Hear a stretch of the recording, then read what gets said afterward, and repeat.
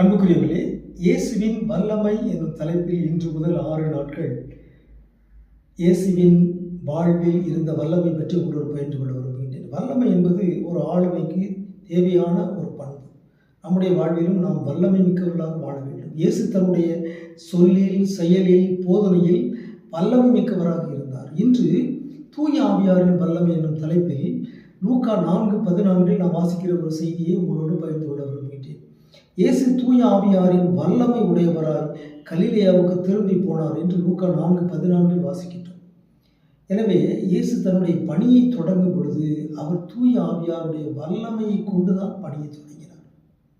இயேசுடைய பணி வாழ்வின் வெற்றியின் ரகசியம் தூய ஆவியாருடைய வல்லமை தான். நம்முடைய வாழ்விலும் நாம் நம்முடைய பணி வாழ்வில் நம்முடைய வாழ்வில் வெற்றி பெற வேண்டும் என்றால் நாம் தூய ஆவியாருடைய வல்லமையை கொண்டிருக்க வேண்டும். தூய ஆவியாரை நோக்கி நாம் மன்றாடி அவருடைய வல்லமை பெற்று வாழ்வோமாக. ஆமென்.